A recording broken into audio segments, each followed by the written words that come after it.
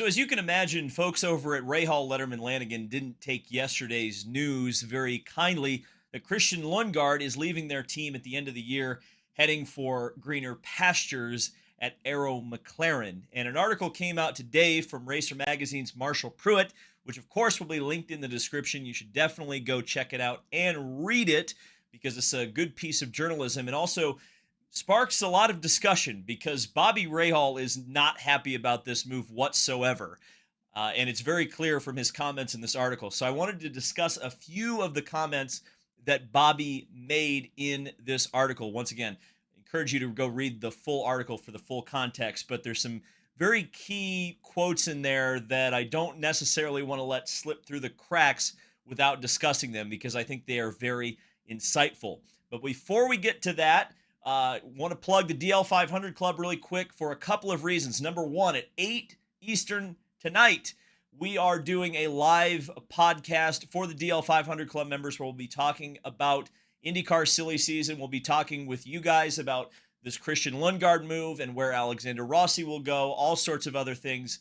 It's up to you guys how you feel you want to discuss things. But obviously, those discussions are always a lot of fun. And I also have a special surprise for you guys in the DL 500 Club in regards to something this weekend at Mid-Ohio that will be a benefit to the members over there. I'll talk about that publicly on Saturday.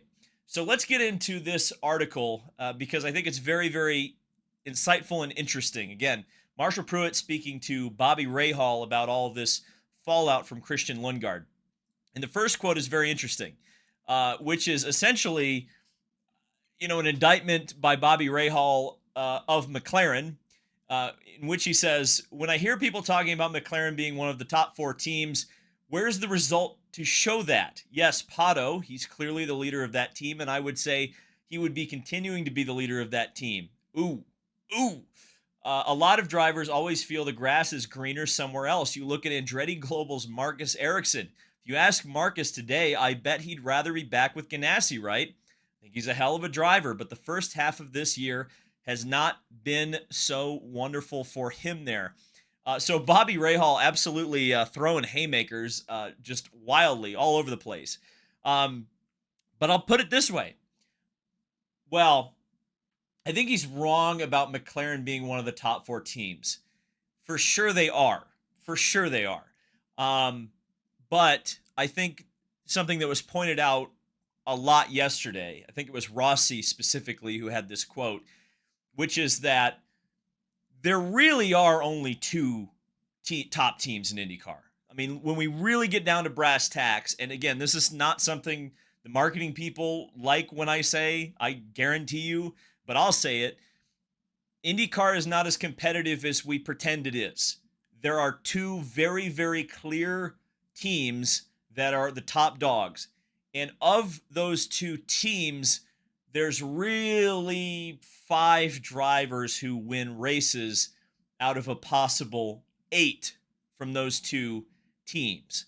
Now, sometimes you have an outlier victory. A Pato win, a Colton win, a Kirkwood win, a Lundgaard win. But by and large, it is really, I probably overestimated it by saying 5. I mean, yes, Scott McLaughlin and Will Power win their fair share of races. But if you're picking race in, race out, you're picking either Dixon, Palou, or Newgarden. So Bobby Rahal is not way off base. He's not as off base as maybe that quote will come off talking about Arrow McLaren. Because I think his point is that Rahal is not, or McLaren is not this huge step up from Rahal that we think it is. Now, that being said, if you want to perform at the Indianapolis 500, the choice is clear and it's not even close. If I only cared about the Indy 500, which I'm not claiming Christian Lundgaard does, but if I wanted to perform in the sport's biggest race, there is not a question in my mind about what team I would be going to. I would be wearing papaya, right? I mean, it's not even a question. So if you want to go win at Indy, you go to McLaren.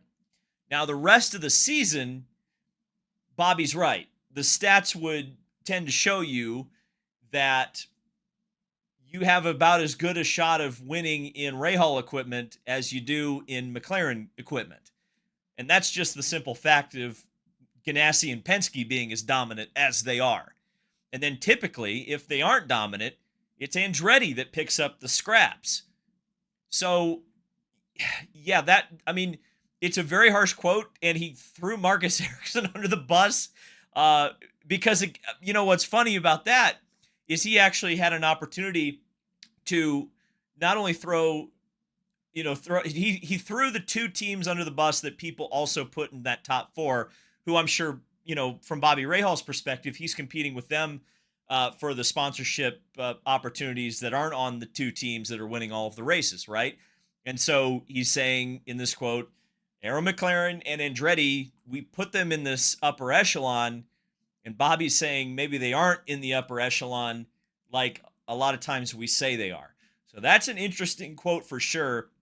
And, the idea of the grass being always greener is certainly an interesting concept. The second quote is very interesting, and it will actually lead into his third quote that I'm going to pull from this article. And Bobby says, maybe I should actually show it. There we go. Bobby says, loyalty is a big thing for me. I know it's a big thing for Mike Lanigan. I remember in 81, I sent letters to Roger Penske and Pat Patrick about letting me drive their Indy cars on the road courses, and I got responses from them that basically said, don't call us, we'll call you. And in 1984, Pat Patrick offered me a ride. I turned it down because of Jim Truman, who'd put his faith behind me and got me to IndyCar. At the end of 84, Roger Penske cornered me at Las Vegas and offered me a ride, and I thought about it, and I said, Jim Truman's the one who brought me to the dance. I'm going to stick with Jim Truman. And so loyalty to me is more important than anything. Very, very interesting that would come up. And if you don't know your IndyCar history, those two teams, again, Bobby Rahal bringing up, are very important. The obvious one is Roger Penske. Penske's team is still just as dominant as it was, perhaps even more so than it was in 1984, right? That was the top team in IndyCar. Pat Patrick's team, Patrick Racing, a lot of people don't know this, but that team is still around. That team is currently called Chip Ganassi Racing. The two top teams in IndyCar are the same two top teams as they've been forever. And Bobby's point here is pretty clear and pretty obvious. He got offered a big dog contract, and he stuck with Jim Truman and the True Sports Racing organization, which, by the way, Bobby Rahal eventually purchased and merged with the second iteration of Pat Patrick Racing. We won't get into semantics there. There were two Patrick Racing teams at one point. Just forget it. We'll talk about that later. Just know this. Bobby Rahal owns the team that he originally signed to drive for way back in the days of IndyCar. But he didn't always drive for True Sports Racing. And this is something where if you have a history background, you know this. He did eventually leave True Sports Racing for Gallus Craco for a few years before heading over to the second iteration of the Patrick team, then buying that when they couldn't get Chevy engines, and then also buying the True Sports team and merging that in 1993, which led to the disastrous development of the True Sports in-house chassis and a bump in 1993. But that's all off the top of my head. Wasn't meaning to do that, but we did it. But that's very interesting. So loyalty, big part of Bobby Rahal and Rahal, Letterman, Lanigan Racing. And we come to the final quote, which is very interesting, which is talking about Yuri Vips. He's been a great, great partner to us. He's a team guy. I really have a strong sentiment towards Yuri. He doesn't complain. When you ask him to do something, he does it and does it very well. I feel a great deal of loyalty to Yuri Vips. Something that I suggested yesterday, and again, it's literally just a suggestion. I'm not saying this is going to happen. I'm not suggesting it's going to happen. But I thought about this yesterday, and if you're Rahal and Lundgaard has the car in the top 22 for the leader circle money, do you put Yuri Vips in and start developing him on the ovals for next year? Do you put him in the 45 car? Because that quote right there would seem to indicate that Yuri Vips is the driver they're going to put in the 45 car because he's been loyal, because they've kept him around. That's obvious, right? Completely obvious from what Bobby Rahal said in this article. again, be sure to click on that down in the description, racer.com and Marshall Pruitt. But I also wanted to talk a little bit about Hy-Vee because it was something that I mentioned I was going to talk about in yesterday's video, and I didn't. But the status of this particular sponsor in IndyCar is quite an interesting one. They're extremely invested. They sponsor now 4 races, given they sponsor 2 in Iowa and 2 in Milwaukee. They also sponsor all 3 of the Rahal cars and are the primary on the number 45 entry, which is now up in the air, and we don't know what driver is going to get that seat. We also don't know if Hy-Vee is or is not going to return to the 45 car and Rahal, Letterman, Lanigan next year. A heavy rumor that's going around, and it's been going around for a while, is that Hy-Vee would follow Christian Lundgaard to McLaren. There's nothing to report on that rumor. I don't have any additional information to give you there, but it would make some sense. And let's throw that Arrow leaving rumor to the side for a second, because at the end of the day, that is just a rumor until proven otherwise. And everything that I hear, by the way, publicly and privately, is that McLaren themselves are denying that as, heavily as they possibly can. So make of that what you will. But I think Hy-Vee would make a lot of sense. There's a lot of business to consumer partners at Arrow McLaren. One in particular is Mission Foods. Don't you think Mission Foods would like to partner with a grocery store chain, let's say, and be the primary sponsor of the 5 car? With Pato Award, an incredibly marketable driver that you could not only put on a Hy-Vee sign, but also say, hey, buy your Mission Foods chips and products at Hy-Vee. Makes a lot of sense in a lot of ways. And so we'll see what happens. But I guess we'll put it this way. It smells like tortilla chips. It smells like Mission Foods tortilla chips in Hy-Vee right now. We'll see what happens with that. But if you look at the situation, it makes a lot of sense. We'll see if the cents actually go to McLaren or if the cents stay at Rahal, Letterman, Lanigan. But yeah, Bobby Rahal, very, very salty about this. I don't blame him.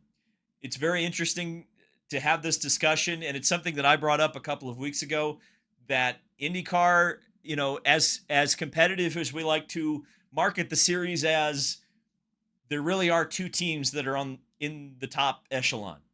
And all of this jockeying in what I suppose we could call the midfield, does it actually improve your standing?